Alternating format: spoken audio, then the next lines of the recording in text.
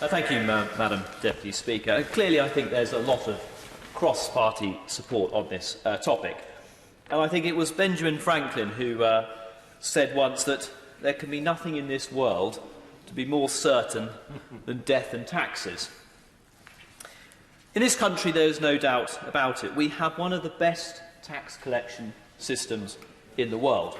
And it's been said a lot already, but that tax gap we've talked about is something that is now less than 6%, and what we haven't said enough is falling every time it is measured.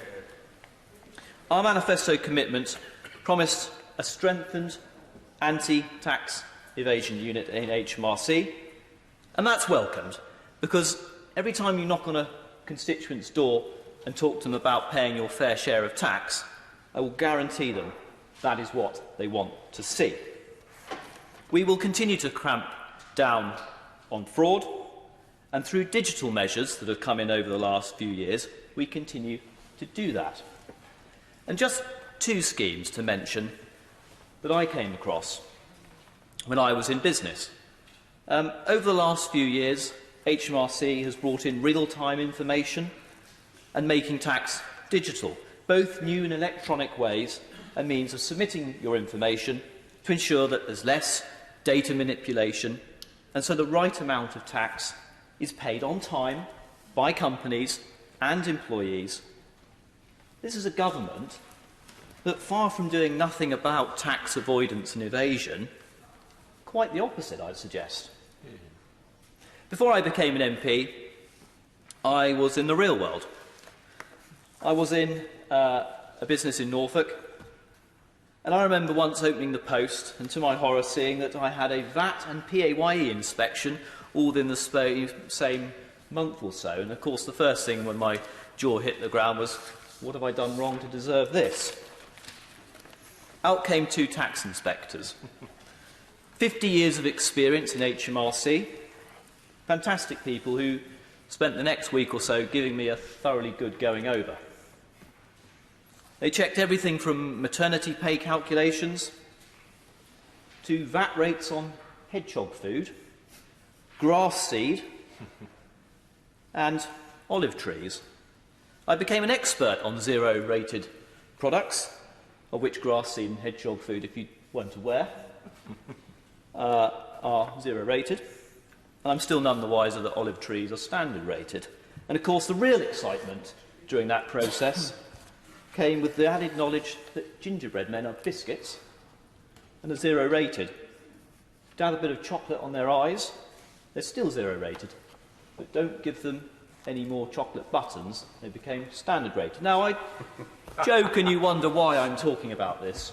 But, of course, it highlights the real facts.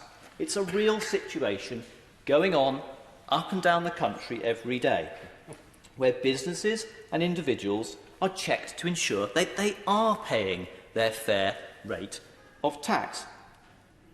It works. The staff are diligent, they're hard-working, and in a normal business, this one was roughly 25 million turnover. Over the 4 years that they went back, we had to pay around about £800 of additional tax that was required. So if the Chancellor is listening, he got his fair share. But the point is that people have said today, well, it's only the big businesses, you know, it doesn't go across the board. It's not true. There's no black and white. It is black and white. You pay your fair share. Now, the research from the Institute of Fiscal Studies shows that the highest 1% of income taxpayers account for 27% of all income tax. We can hardly sit here, can we, and say that the wealthiest are not paying their tax. When those in the public eye commit wrongdoing or try and dodge their tax, there can be few news stories that attract more disdain and are more frowned upon. We have massively cracked down on tax avoidance and evasion over the last few years, and the new evasion law will go even further to clamp down on the worst fraud offenders by doubling the maximum prison term to 14 years. We have already secured over £200 billion in additional tax revenues since 2010, And at the 2018 budget, we announced the ambitious package with 21 measures that are estimated to raise a further £2.1 billion. Now, I agree with what's been said all around the House that global companies that don't pay their fair tax in this country absolutely should. And the digital services tax that we will see coming in will start to put some of those things right.